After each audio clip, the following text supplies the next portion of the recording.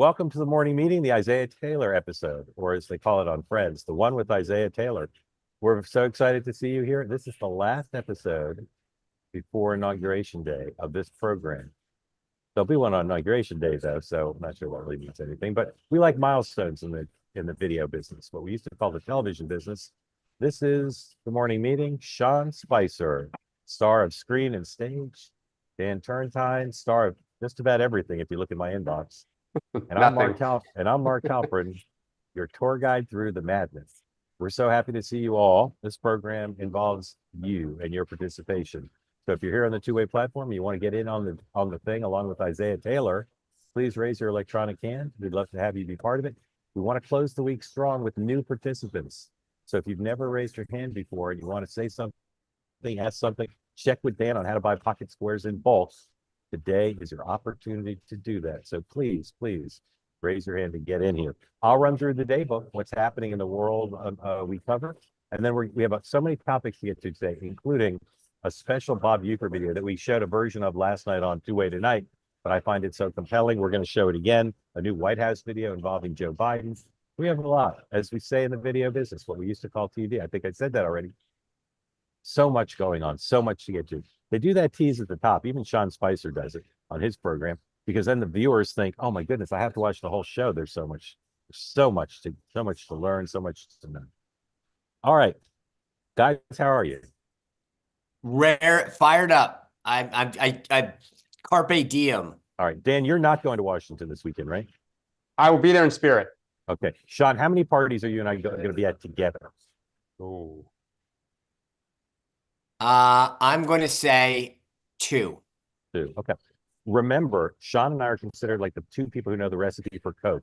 We never are supposed to fly on the same plane, but we are allowed to go to the same party, but we can't drink from the same punch bowl. But it's also like Michael and Janet Jackson. Some people wonder why we've never been seen together in the same place. Yeah, there's a little bit of intrigue. Yeah. I mean, I want like People Magazine type photos from you two all weekend, X, Insta. I ran. If you're not there, what are the name of the two women involved in the British spy scandal? Maddie something. What are their names? You know what I'm talking about? What, Rebecca Mercer? No.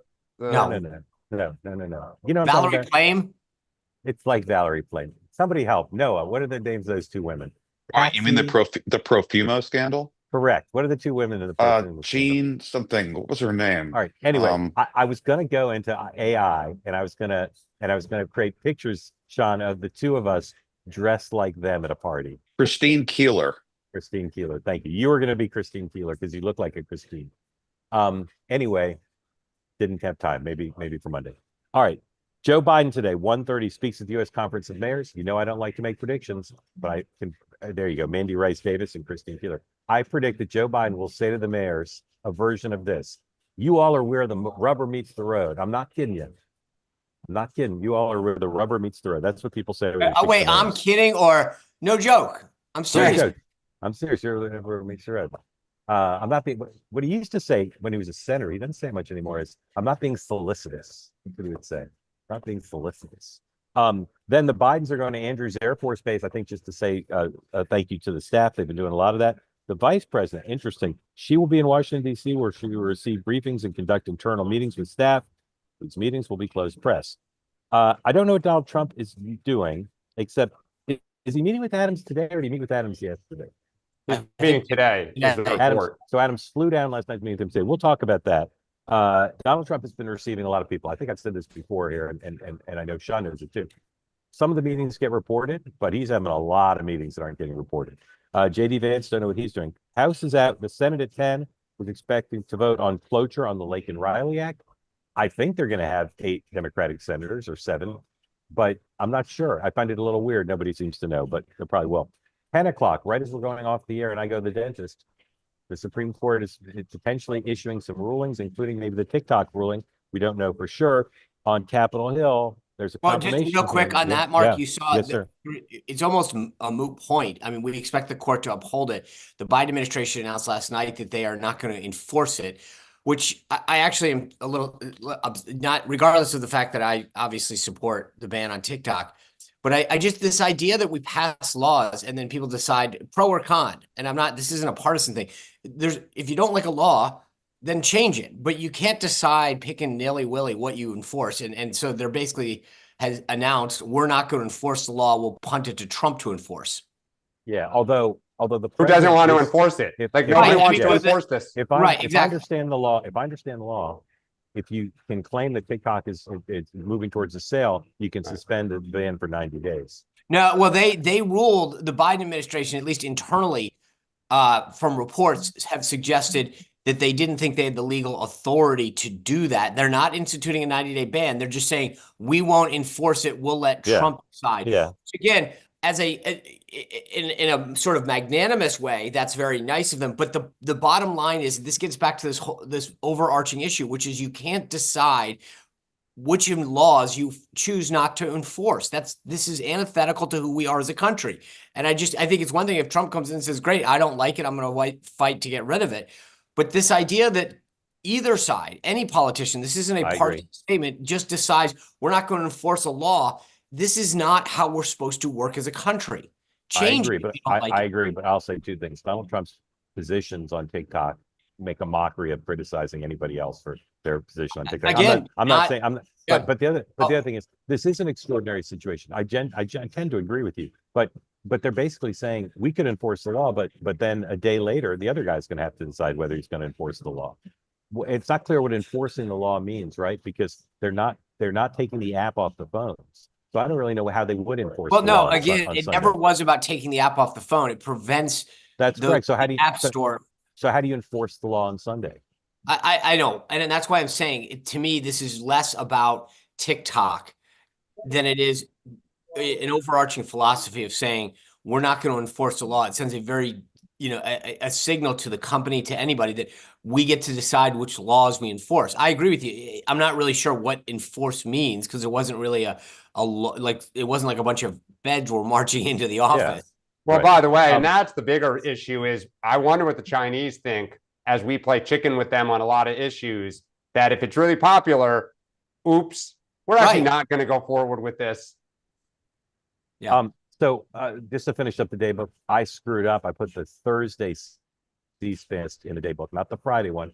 I couldn't be more sorry. I'm not sure I'm going to make it up, but I pledged. The amount of negative feedback that I've received, pledged, and I know Dan got some. As long as I have a breath left, I plan to make it up to each of you, not as a group, but individually. The only thing I can remember from the day book is the Kristi Noem confirmation hearing is today. I will just say this without belaboring this. I will send you my Venmo. Okay. So Biden farewell address time was off. I mean, thank God it's Friday. I know. I know. Back to I sleep deprived. Back to TikTok. Jimmy Kimmel did some excellent PA work, making light of what I just referenced, which is the various multitudinous positions of Donald Trump regarding TikTok. Please roll 103.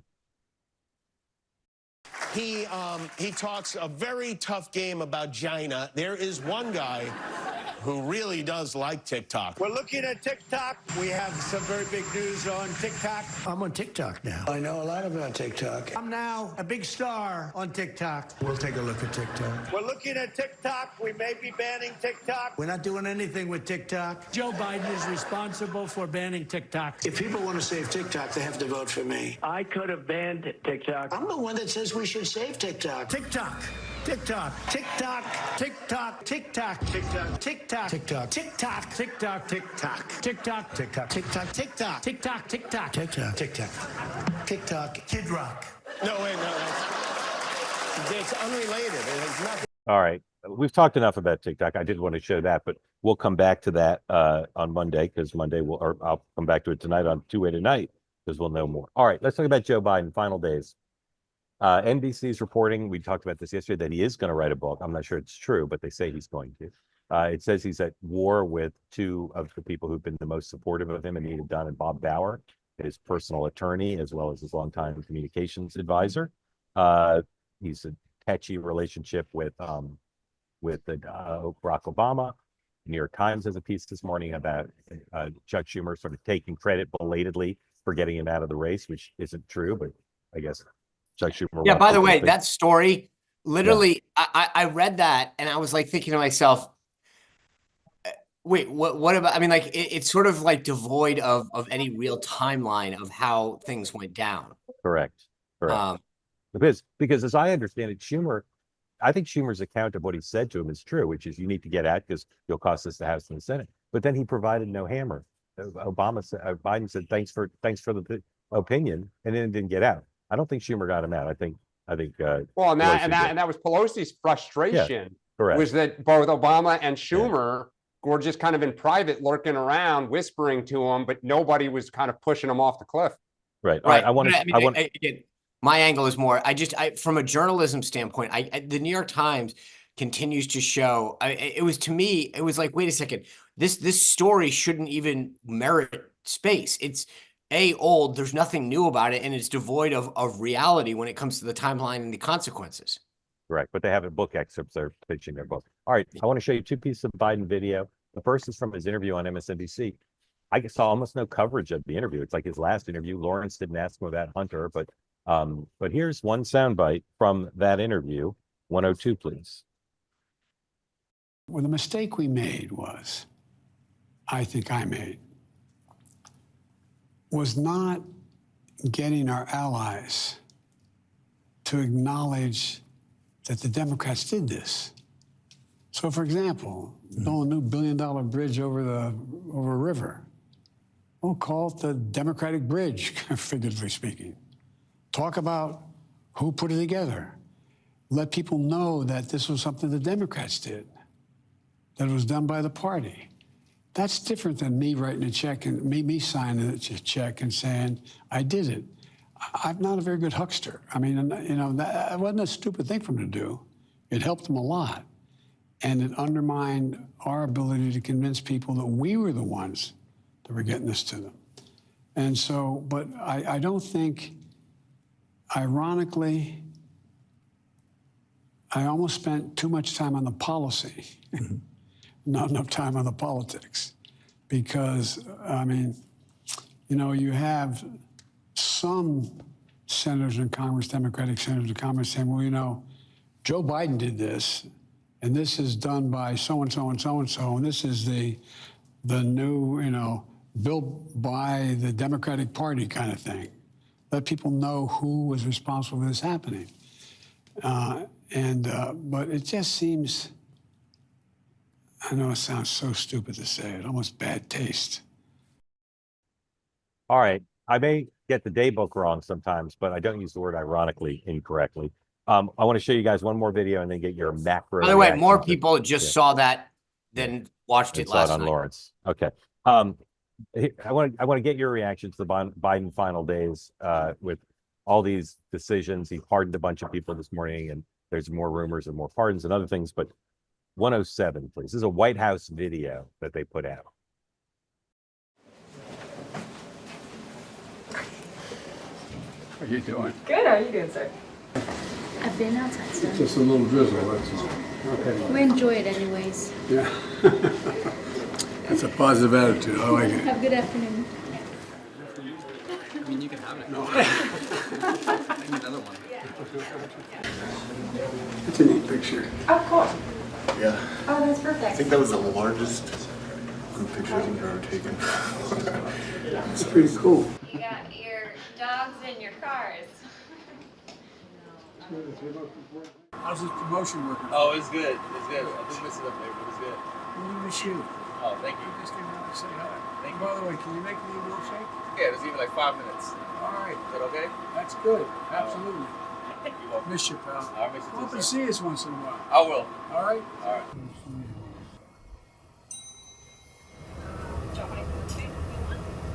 On it, sir. Oh, that's cute. Look at my grandson. Yeah. It's your turn to 30, isn't it? Yes, sir. 22. Thank you. Yes, sir. Don Spicer, you are a noted communications expert who's performed at the top levels of American politics and government.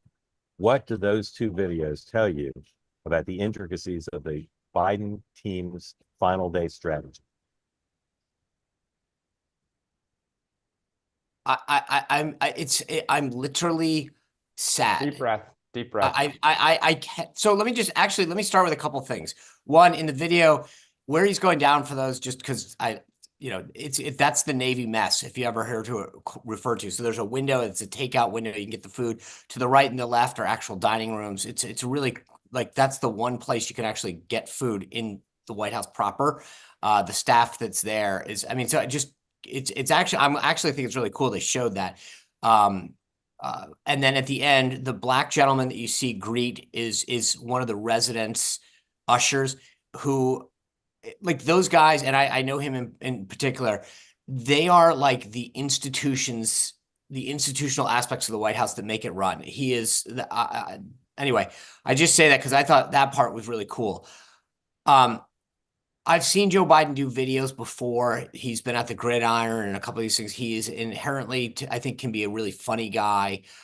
I say all that because I don't know if the same speechwriters put the video together, but it's just, to me, it's pathetic and it's sad. I say this as a guy who never supported Joe Biden politically or policy wise, but I've always thought that, like, this is a very sad way for him to go out. Let me just leave it at that.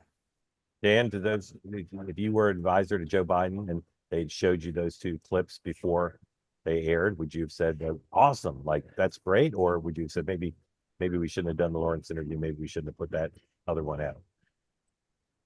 The second video, I'm not really sure what the point of it was. I mean, I guess it was like a behind the scenes kind of like look at the day of the president, but, like, you could have put that out anytime. Like, he didn't say anything. I didn't take anything away from it other than, to Sean's point, there's a little peek behind the curtain of the White House, but he doesn't say much. So on the video, like, not really sure what the point of it was. Dan, isn't that what you're getting at? Isn't that the point? You watch it and you go, what are you doing? Are you getting a milkshake? Are you saying goodbye? Are you thanking folks? Like, what? I watched that and I went, like, it kind of like, there's no point. What are you trying to convey to me? That, like, I'm behind the scenes look. I want to show you what you never see in the White House. And I also think, like, Karine Jean-Pierre, not knowing who her colleagues are, he's walking around like, wow, this is kind of cool. Like, and I'm like, oh my God, is this your first time below the Oval floor? Because all that's on the first floor of the White House. And I was like, what is the point of this? And why the heck did you release it? And what do you guys think of his message to Lawrence regarding why his administration didn't get as much credit? Yeah, I mean, so I've got a couple thoughts on that interview. I mean, I actually thought it was kind of like the good, the bad, and the ugly, and it laid bare all the frustrations of his presidency. I actually thought the good, at times he, like, thematically tied together why he did what he did on infrastructure, the CHIPS Act, how it relates to foreign policy, how we can be more competitive, that I thought belonged in his farewell address. Like, that was the kind of, like, here's why I did stuff. And even the message of too much time on policy versus politics. We can argue about it and say how kind of ridiculous that whole thing, but it's a statement of, like, I got some stuff wrong. I didn't necessarily focus on some things I probably should have, right? I'm a one-term president after all. So I thought that was good. And I wish they had, frankly, done the thematic stuff 18 months ago when he was getting ready to run for re-election, to be like, here's why I made the choices that I did, and here's how you will benefit from it, even though it may not feel like it today. Give me some more time because there's real opportunity here. The bad, when he talked about in the beginning the concerns of his farewell address, they were nonsensical. I mean, he hopped all over the place and couldn't finish thoughts. It showed he still can't talk about inflation. The Larry Summers back and forth was cringe-inducing. Although I will say, at least he had an argument. It was either a recession or inflation, and God damn it, I wasn't going to allow a recession, which, I don't think it's a great answer, but it is an answer. And then lastly, just the ugly. The beginning of that interview, like the one debate he did, really showed an old person who couldn't put thoughts together. I thought where he knew the stuff like foreign policy, it came to him, he could put whole thoughts and sentences together and kind of move along in what he wanted to say. In the beginning of that interview, it was hard to watch. And I thought, oh my God, if this is 48 minutes of this, this is really embarrassing and sad. It got better like that debate did, but I don't know how many people got past that opening part or even watched it. This goes back to this theme, right? We've talked about this over and over again. The video, the speech, the pardons. I mean, he talks like literally what he said to Lawrence last night, and I didn't sell this well. And then we wake up this morning, 2,500 people pardoned. What you didn't tell anyone, you still like there's no follow-up with like, hey, here's what we're doing today. Corinne not coordinating the message with her. I mean, this is an absolute disaster at the end. And I actually truly, as a human being, feel bad that this is how he's going out, because I like I said, I may not like his policies, but I don't it's after 52 years, this is it. I'm just going to keep chucking stuff out the window going, oh, got a little of that. Let's do a video. Let's do a speech. Let's do an interview. Let's pardon people. It is really, really pathetic how this is happening. Yeah, and I'm just amazing the staff is letting him do it. Well, but that's the point, Mark, is that there's an element. The one thing that you can say, we talked about this before, the staff knows his red lines, what he can and cannot do. But they also can coordinate this. This is what you do as the comms director, as the chief of staff. You know, you say to your comms director, do we have a plan? Here's all the crap that he wants to get done. Let's sequence it. There's something going on. It's so messed up. I don't know if Hunter's doing it or Joe. I'm just speculating here. There's something going on that's keeping the very professional, talented people who are still working the White House from doing sensible things. Well, someday maybe we'll know what it is. Well, and by the way, Sean, too, just it traditionally, all the things that you just said, you'd coordinate outside interest groups, Capitol Hill, like nobody is behind him and part of this. It's just like he's out in the wilderness. Well, I mean, Dan, hold on. We got guys. I would just say this, look, but Dan, as a chief of staff, you know this, that like you would turn to your comms people and say, okay, he wanted to get all this done. Give me, like, I need a plan to how this is going to sequence, whatever. No one would allow this to happen. No one. Let's talk about the incoming administration. There's very little leaking about what's actually going to happen. We know there are going to be a lot of executive orders. We hear they're going to be J6 pardons, but there's very little leaking, unauthorized leaking, and there's very little setting the table for what's going to happen. So, Sean, is that because they don't know yet because they're still scrambling? Is it because by design they want it all to be a surprise? Why do we know so little about what next week is going to look like? The same with the speech. We don't know very much about the speech. So I will tell you, just again, without getting like, I either think Monday's going to go really, really well, meaning that I know that there have been discussions about planning and whatever. I don't, whether they execute them efficiently, obviously, is something that we'll have to see. But I know that they are coordinating. They've thought about this. They're going to have, 100 of these things coming out, and I know that they know how to do it. Again, I only say this because obviously I don't want to. But what's the strategy? What's the strategy behind not previewing stuff? Are they ever going to preview it, or are they just going to do it? Shock and awe. Yeah, I think it's going to be shock and awe. It's about my day one is this, and if we start doing it, it takes a little of the bloom off the rose. Okay. So I also suspect it's that if they don't want the opponent and the media and everyone to ready those stored, like obviously J6, they know, like immigration, they know, but it is the surprise, the flood the zone, and just MAGA's going to go bonkers of like excitement. This is action versus, the Joe Biden, drooling in his soup. And you, the enemy, cannot, go ahead and pick one because there's 100 others that are going to swamp you. So yeah, I think part of this though is just to get to your earlier comment, Mark. I mean, these guys are operating in a much more cohesive team fashion for a variety of reasons. I mean, I will just tell you that I had not read Trump's inauguration speech prior to him delivering it in 2017. We were very siloed. It wasn't like everybody kind of, it was, these guys are much more coordinated, much more familiar with each other as a team. And again, that's partly Trump, that's partly Susie, that's partly the people who are holding those roles.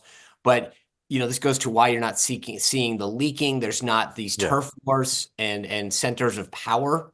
So one of the big mysteries in any administration is how empowered will the cabinet be? Some administrations let some or all of the cabinet secretaries have a lot of independence to go on TV, make announcements, to formulate policy. Others, like the Obama administration, very centralized. We don't know what this will be like, but put up 105, please. People in the chat, Sean talked about Susie Wallace. There's no doubt that the part of the organization now and in the White House is Susie, and a very firm hand over and collegial hand over the process. Sean, these are the 3 incoming deputy chiefs of staff.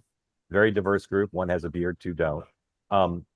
Sean, tell everyone a little bit about these 3 guys and why their role vis-a-vis the cabinet, the Hill, the power within the West Wing. How important will these 3 guys be and why? Well, actually, also Stephen Miller's one, right? Yeah, and Stephen Miller. I left Stephen Miller out because he's better known. Right. So Dan Scavino was on your screen to, well, at least the far left. I always get that one backwards.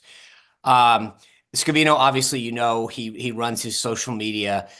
Dan doesn't necessarily have a portfolio or probably big staff, but he's probably the most influential of all of them. He's been with Trump forever. He has got unbelievable access to his technology, and he executes. Sorry to interrupt. Put the picture back up while Sean talks, please. Go ahead.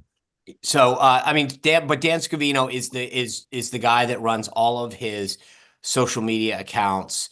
But more than that, like, he is a trusted, close confidant of the president and everybody. I mean, when I had a problem or had a question, I'd call Dan and say, how do I execute this? How do I fix this, et cetera? Like, he is the most senior Trump whisperer that exists.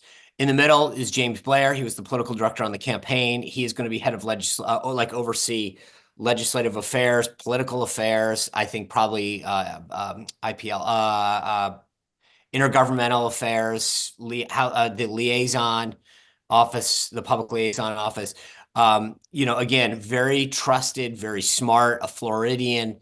And then the last person, the one bearded individual, Taylor Budowich, ran the super PAC on the outside before coming on the inside of the campaign. Very, very close to Don Jr., very well respected within MAGA world as a messaging communicator. So he's going to have oversight, Taylor, that is, over the comm shop, over personnel, and I'm trying to think, I think he's got one other chunk in there. But, like, again, these 3 individuals, along with Stephen Miller. Stephen is going to be the real policy guy, driving the agenda, the legislative and that. And then those guys, like I said, respectively. Dan is sort of the overarching, almost like the utility player, floater guy. The other 2 will have massive portfolios, though. Will those guys be more or less powerful than a cabinet secretary? I think Stephen will be more powerful than a cabinet secretary when it comes to driving the agenda and legislation, whatever. Like I said earlier, if I wanted to get something done or a message out, Dan Scavino by far is the guy that can tell you whether it will fly and can execute on that. I think when it comes to, if you wanted somebody appointed for something, even though that's in Taylor Budowich's round, like, how I think James Blair is a go-to guy when it comes to he is very trusted on the strategy. I'll be like a Democratic senator. Please answer the question. Are they more or less powerful than a cabinet secretary? Collectively, very much more powerful. Okay. Dan, what do you think of those 3 guys? You know anything about them? I just know of them. I don't know them personally. Look, you're going to have really smart political people who understand messaging, people who understand the different tools that they like to use to get stuff out. So makes perfect sense. To your point, Sean, Stephen Miller knows the levers of government, the levers of Capitol Hill. He knows where the bodies are buried of enacting legislation. So as a team, right, they all have their own skill set and their own knowledge that they're going to bring. I think, Mark, to your point, it will be a very powerful cabinet because they're all on this is President Trump's agenda. I am enacting Trump's agenda. Traditionally, cabinet members, where they get in trouble and where, like, the Obama people really kept tight lids on, was freelancers, people who wanted to go home and run for office, people who wanted to go build their own brand. It appears so far that every one of these people owes everything to Trump. They are completely deferential and worshiping at the altar. And so as Trump doesn't want to get into the details of this. I don't think Susie Wiles wants to get into the details of this. So, like Mnuchin, they can go execute, do what they want, but everything is in service of and at the direction of President Trump, and they'll say it publicly. Yeah, and that's absolutely true. I will say we've talked about this before. Proximity is power in the Trump White House, and so for those reasons, beyond the relationships matter, proximity matters in Trump's White House. Being able to walk in and say something, or I mean, frankly, I joked, in the past.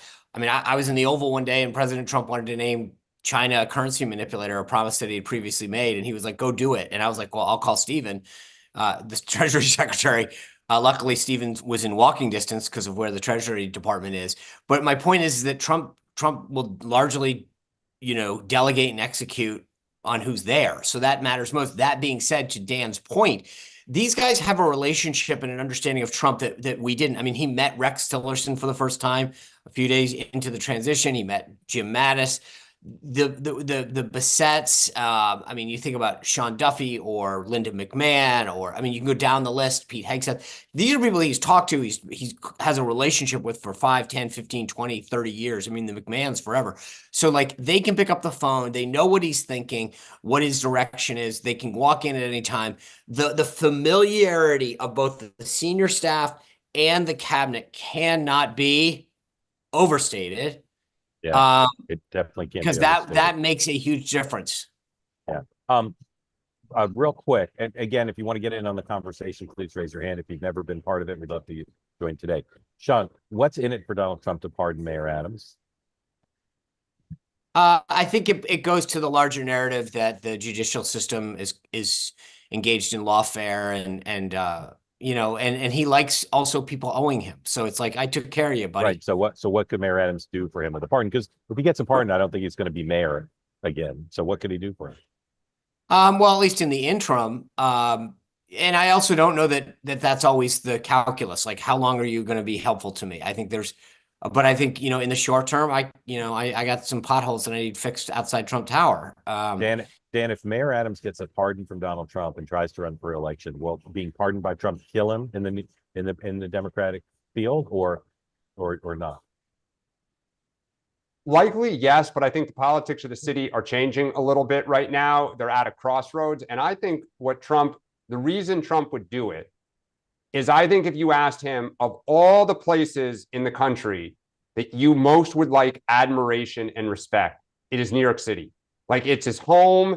It still, I think, gnaws at him that he couldn't get into elite social clubs and country clubs, and he was always rejected. And he's kind of grinding down the opposition. And I think if he could pardon Adams, work with Adams for the next 10 months, if crime, gets better, if the immigration stuff is dealt with, the idea that there could be a headline in the New York Times in the fall that Donald Trump helped make New York City better and is owed credit. If he could end his political career at the top in New York City, I think it's so tempting for him. Yeah, but I can't, I mean, like, getting back to this, what's in it for him, the notion that he gets to show it's not just me. The lawfare is far wide, and I'm going to right these wrongs. That plays into his narrative. That helps him. And, oh, by the way, see, I'm not just some partisan guy that does this. Blagojevich, Adams, I help Democrats too. I revised and amend my remarks. If he could give the middle finger to New York and then be the king of New York in that order, that's victory. Yeah. All right. One more thing. Bob Uecker passed away. And although he's known mostly for baseball, he actually offers life lessons, including for those in politics. So here's a short version of our great tribute to Mr. Uecker. And then, guys, I want you to say what each of your parties can learn from Bob Uecker. Please roll the videotape. Of all the things that I've done, this has always been number one: baseball. The commercials, the films, the television series. I could never wait for everything to get over to get back to baseball.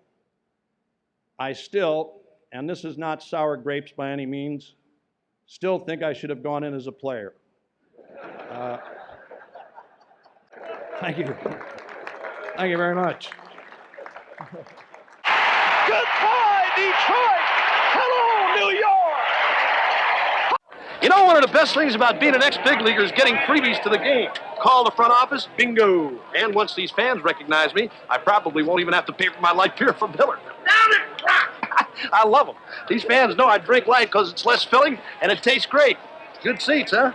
You're in the wrong seat, buddy. Come on. Oh, I must be in the front row. Come on. Light beer from Miller. Everything you always wanted in a beer and less. Good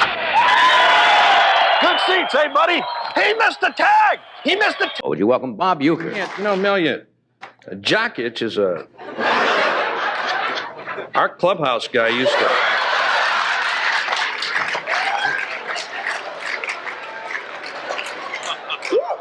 The guy in the clubhouse is the guy that caused it. Like if you didn't pay your dues on time, or if you're a little late with a tip, like when they did your laundry, right? Instead of rinsing the soap out, they leave the soap in there. You know.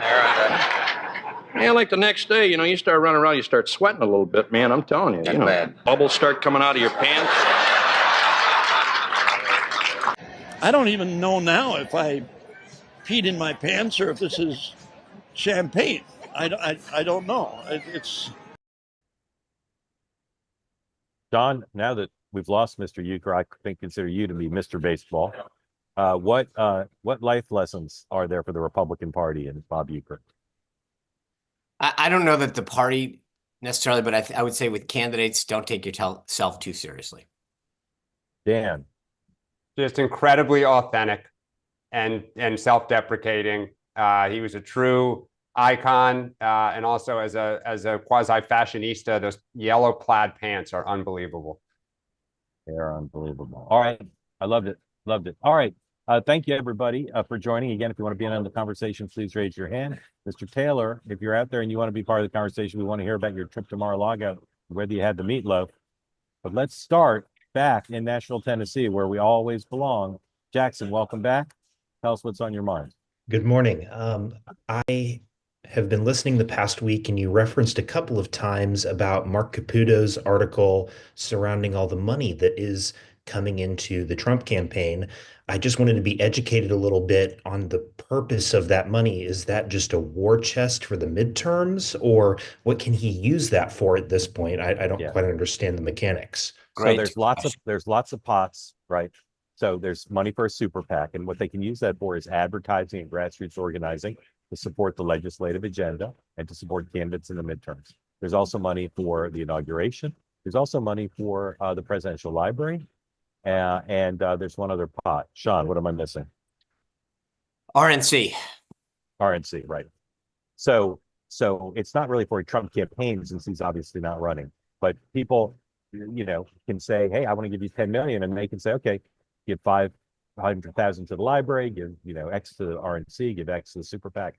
There's lots of different purposes for it. And well, actually, there is one purpose. right. There's one, for the put my name on an FEC filing so that I can say I gave. They're giving for one purpose, but the recipients can use it in different ways. And it'd be interesting to see if he keeps at it, because with the majorities in Congress, with Trump, lots of people trying to get on the good side of Trump, and we see this with the tech folks and the crypto folks. Like, he could break all records, I think, this year if he wants to. If they put the time in, he could break every record for fundraising in a first year, particularly the fifth year of a presidency, because just the circumstances are such that it's very ripe for that. Dan. Absolutely. You always want more money. You always want more than your opponents. You can never have enough. No, but I mean, I'm serious. Like, when you think about politics, you know, his attempt to hold the House in the midterms, you know, will be everything. They don't want the last 2 years with Democrats with subpoena power and dragging officials up there all the time. So, you know, I'm sure he wants the biggest and most beautiful presidential library ever. I'm sure he wants to try to, you know, win the midterms. And so they'll just keep doing it. And as long as he remains, and I'm going to say this with political respect, transactional and vengeful, companies will remain begging at the table. Sean, can they say, let me say something real quick. Sorry. Can they say to these people, we want your money, and by the way, don't give any money to Democrats? Can they get away with doing that? Yes. I mean, do you think that's happening? It would. I mean, they did it after J6. Democrats did to companies. I got phone calls from members of Congress saying, you guys better not give to them. It was very uncomfortable. The difference, so the answer is, can they? Yes. I think the difference was that there was this, like, they used January 6th to create this schism and say, all right, Facebook, Ford, you big Coca-Cola, don't give contributions to election deniers or anyone, and make it public so that you can on the right. But what they can say in this case is, we want your money, and you're trying to get back on our good side. You want to get back on our good side? We want your money, and we don't want to see a single donation to a Democrat. Yeah, that But ties into I mean, it's the Tom DeLay project. I mean, that is exactly what Tom DeLay did to K Street. Yep. Correct. Sean, yes. sorry, The other thing that I think is fascinating, and this gets into the broader point of the question. I don't know the answer to this. This would actually be a good James Blair question. But from the reporting, to your point, they're going into several pots, right? The RNC is great because they actually do fund a lot of the presidential political stuff. So if the president wants to do something in the next 4 years, it's not an official act, or all those trinkets that you see him handing out, either party, those get paid for by the national party. So there's a lot that the party funds for the president politically to, that's not official government functions. So there's a point on that. Obviously the super PAC can pay for a lot of the air cover and support advancing the policies. But my bigger, broader question that goes back to all of this is that if I were a James Blair, for example, I would have a plan to say, here's where I want you to give the money because we have a greater hand in controlling it. You give the money to the RNC, it's de facto, you're running that place. James Blair is de facto the shadow chairman, as any political director is. This isn't a slight of the national party. That's their role when you're in power. So my bigger question is, do they have a strategic plan? Are they saying, we want you to give money here, we want you to give money here because we want to achieve X? Like we need it for air cover for our policies, ads. But I think that's, to me, the more intriguing thing, because this money is flowing in. We've already seen over $500 million come into the coffers of these public organizations. Yeah. And if I am James Blair and you're giving it to a super PAC that I don't want to have it or isn't shown me how they're going to support our agenda, that's a wasted dollar. Yeah. I got to say, if I were the Democrats, I'd be really afraid that they have no argument to make to get checks from people right now. Jackson, thank you. All right. Now, here's Isaiah Taylor. Mr. Taylor, we have so many questions for you. For those who weren't here yesterday, we were joined by another gentleman named Taylor, bearded 50-year-old grandpappy. Isaiah, I'd unmute you again. Isaiah, was that your dad on yesterday's show? That guy? That's right. That was my father. He texted me yesterday while I was in Mar-a-Lago and said, "Hey, we were just talking about you on Sean Spicer. So glad to be here this morning." To answer your question, no, Thank you for properly. My parents I'm sorry, refer to this show as Sean Spicer too. So all good. That's right. Isaiah, are you still in Mar-a-Lago? Are you still in Palm Beach? I'm in West Palm Beach this morning. We'll be flying out later today. Did not stay in Mar-a-Lago, but had dinner there last night. To answer your question, I didn't get the meatloaf. I got the prime rib instead. Did you do the chocolate cake? No, and unfortunately, I was given a bad tip. I had way too much prime rib. I got the lobster mac and didn't have any room for dessert. But I did was the buffet last night? It was not buffet last night. We had dinner service, and I consumed an undisclosed amount of Rostinis as well. So shout out to our excellent bartender at Mar-a-Lago. All right, Isaiah, we like your dad. You look so young for your age. I would have carded you, just so you know. But and we don't want to screw up your business thing. But we got to confirm some of the facts because your dad might have just been a proud grandpa bragging on you. Did you meet with Elon Musk yesterday? You may not want to say. I probably shouldn't. Okay. Yeah, I'm not sure if I should say who's in the. Tell us in general. Tell us in general. Is it true that this is your third trip to Mar-a-Lago during the transition? That's right. Yes, this is my third time down here. So nuclear tell us about your business. Tell us about your business and why you're pitching folks in Mar-a-Lago. Yeah, so we make nuclear reactors. I have a nuclear energy startup. This is something I was inspired to do after my great grandfather's work on the Manhattan Project, actually, in 1942. So we make nuclear reactors. We make small modular reactors, and we're trying to make them in the U.S. And it's really difficult to do that. The nuclear is sort of a species of an overall problem that the Trump administration wants to try to fix, which is that it's impossible to build things in the U.S. anymore. It's hard to build things at speed, to build them cost effectively. Companies are finding it much, quicker and easier to find, other countries to build, complicated technology. And we're trying to change that. You saw that the Trump administration said that anyone, investing more than $1 billion in the United States is going to have accelerated permitting. And so we're kind of breaking that down into what that might look like for nuclear. Isaiah, how old are you? I'm sorry, you muted yourself there. You're unmuted. All right. Well, we'll just Yeah. stick with the hotel lobby Yeah. background Yeah, noise. it's all right. Looks like the enemy. Yep. You're good. How old are you? You're 25? I'm 25. That's right. 25. And are you a scientist or a business guy or both? I'm a high school dropout, if you must know, actually. But okay. Tell everybody yes. that tell everybody This wasn't hard enough for you. There wasn't enough nuclear physics. Tell everybody the name of the company. The name of the company is Valor Atomics, VALAR. That is Lord of the Rings reference. No, I didn't steal it from Palmer Luckey though. We've been thinking about this one for a long time. And do you own the company yourself? That's right. Yes, I'm the founder and CEO. All right. How big is a small nuclear reactor? Size of So, what? yeah, A small Tesla? nuclear reactor. No, think about like 2 or 3 buses kind of stapled together is the size of a small reactor. Most reactors are very, very large. A small reactor is a couple buses. But the nice thing about that size is you can manufacture it, which makes it much cheaper, and we really want to do that here. And have you already made some and sold some? So we have a test reactor, a prototype that's currently being built in Los Angeles. We're about a month out from that being complete, and we're looking for the place to turn on our first reactor, hoping it's the United States. And who are you looking for to be clients? Utilities or cities or? Nuclear is, it's the key industry to many things. It could be the key to AI, right? We have AI data centers that need to turn on, metals, advanced manufacturing, robotics. There's a massive demand for energy right now. And we're really in a crisis. I mean, one of the things that I'm talking to the administration about is the fact that China currently has 30 nuclear reactors under construction, and we have 0. Now, not many people realize in the United States, there are 0 commercial nuclear reactors under construction, and China has 30.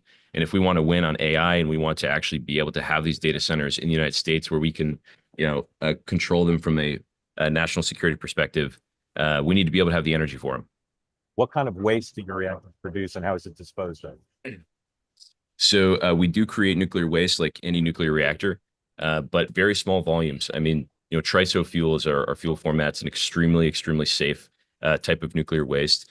But all kinds of nuclear waste actually are quite safe. There's a lot of public misunderstanding about nuclear waste. It's extremely, extremely small, which makes it very manageable, proportional to the amount of energy it produces.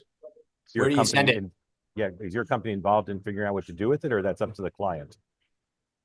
So we will own and operate all of our own reactors. And generally what the solution has been to nuclear waste over the last 60 years is essentially just to stack it next to the reactor.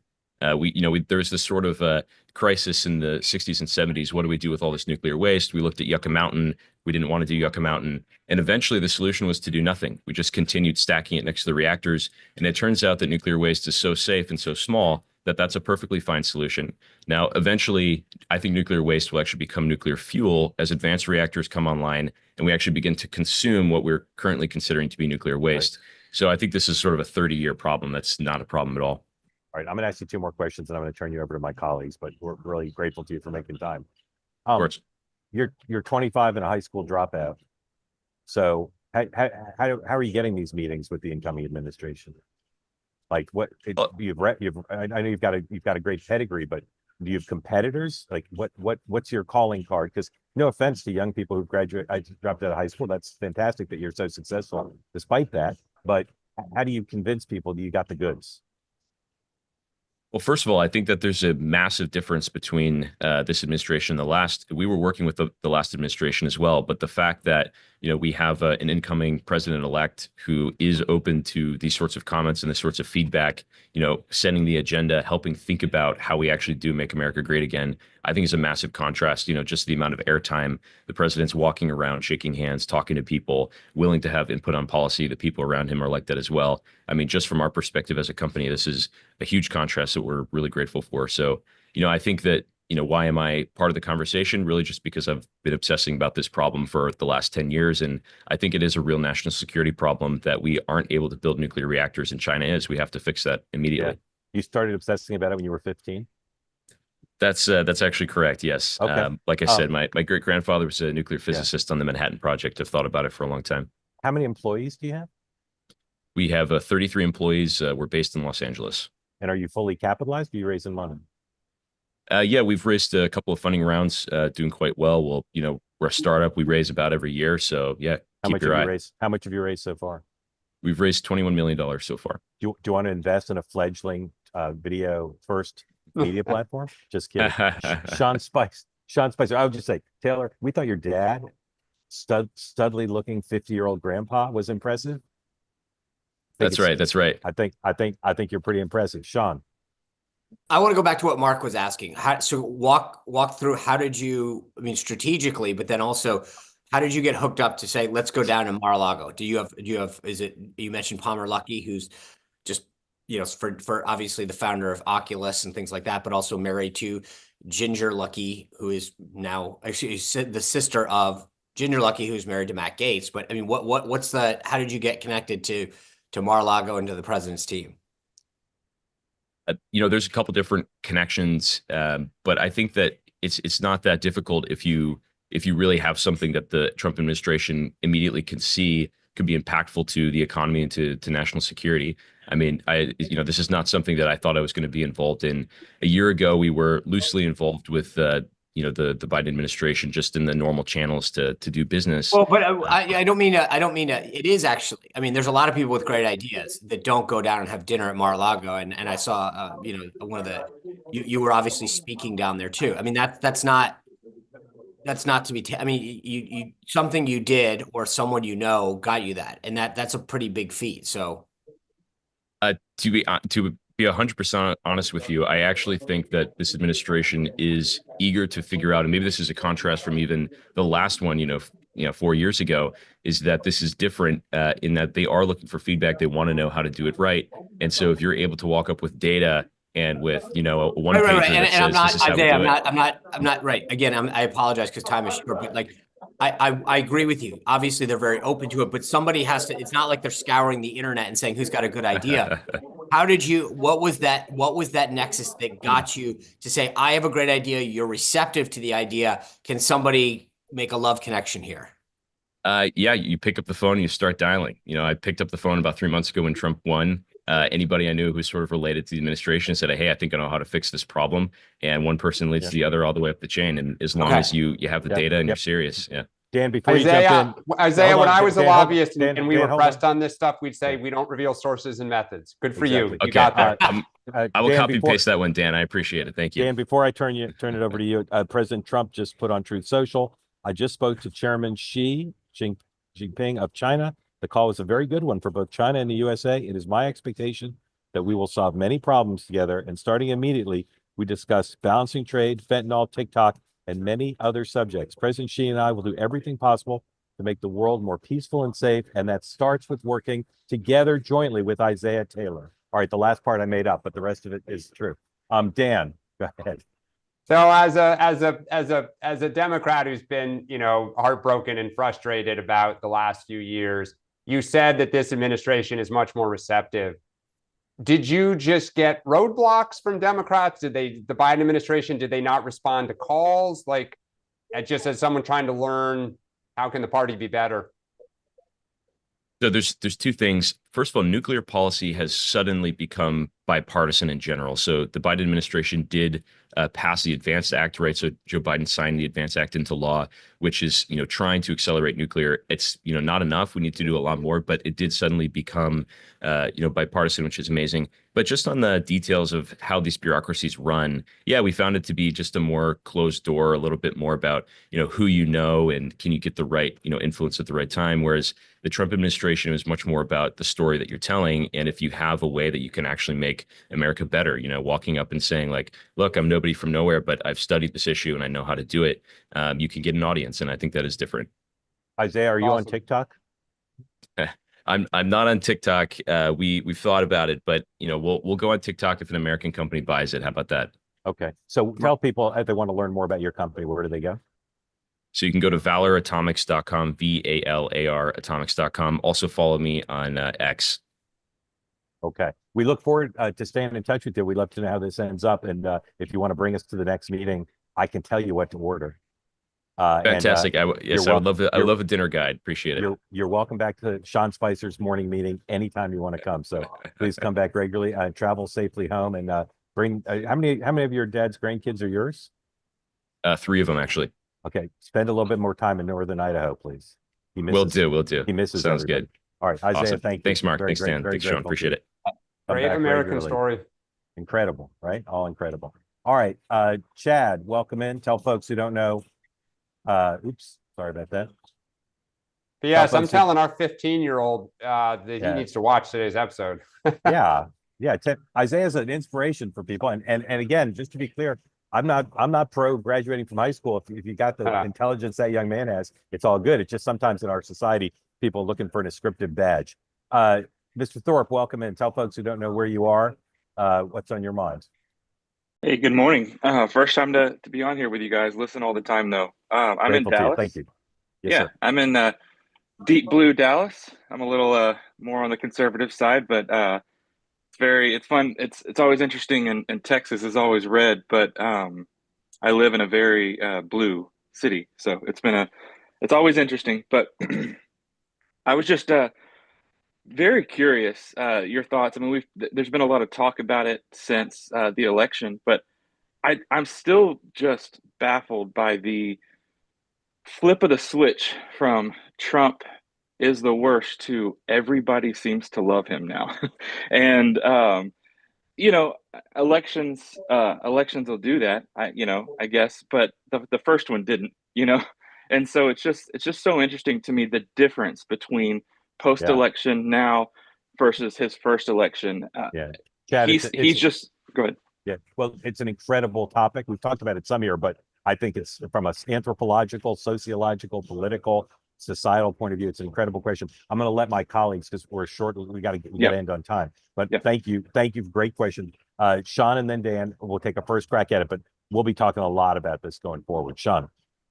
Yeah, not enough time to get really into it, but I would just say that I think two things have happened. One is that people have realized that there's a lot of support behind Trump's policies in a way that there wasn't, or that people didn't understand maybe from 8 years ago.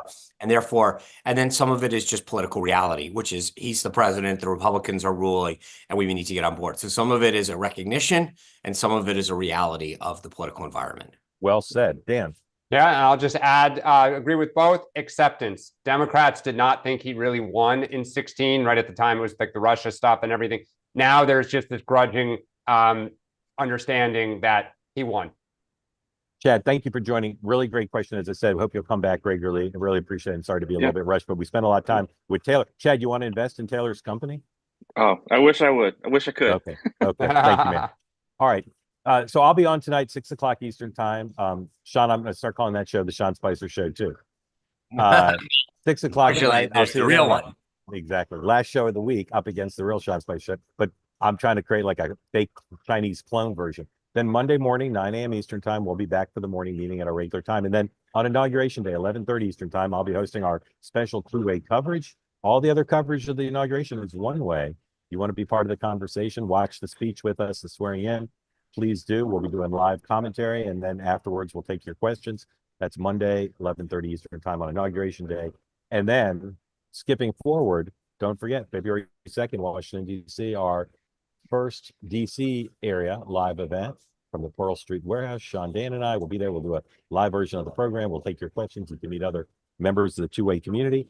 And I promise balloons and special guests. And when I say balloons, I don't just mean like helium balloons. I'm talking about balloon animals, donkeys, elephants, all sorts of things. Maybe. I can't promise that. Grateful to everybody for joining. Isaiah, particularly excited to follow your progress, and I hope it was clear to you how impressed we all are with what you're doing. And we were so taken with your dad's description and how proud he is of you. But great American story, and we all want to buy nuclear reactors now. We just got to find room for something the size of 3 buses. But please stay in touch. I will see everybody at 6 o'clock tonight. Oh, Brian, are you there? Real quick. And guys, enjoy the festivities this weekend. Hey guys, how you doing? Brian, 20 seconds. What's going on at the farm? What's going on at the farm? A lot of stuff. Chapin, at Chapin Road Farm on Instagram is the best way to keep up with everything going on. But give us one highlight. Tell us one highlight. I'm starting to become an auctioneer at Golden Gavel Auctions. $1 bid, bid 2, bid 3, sold. So okay, do that again. Do that again, but twice as fast. $1 bid, bid 2, bid 3, bid 4, bid, sold. I'm learning. I'm new still, but I'm getting good at it. That's pretty good. All right, we look forward to that. Yeah, Golden Gavel Auctions in Connecticut. I've been getting farm equipment, and they're training me to be an auctioneer. Awesome. Sean, what do you have to say about that? Get me a good deal on something. I got you. Goldengavel.com. You can see everything All that's right, and every tell Thursday. everybody. And I tell got a lot of everybody- crap that I should probably sell too. So tell everybody again, Brian, if they want to get updates on the farm, where do they go? The best is Instagram at Chapin Road Farm, CHAPIN Road Farm, and you can contact me directly that way. All right, Brian, thank you. All right, thanks again, everybody. I'll see you at 6 o'clock tonight. Dan, I won't see you in Washington. Sean, put on your dancing shoes, dude. I'm going to be dipping you. To the victor goes the spoils. Enjoy it. All right, thanks, everybody. I'll see you at 6 tonight.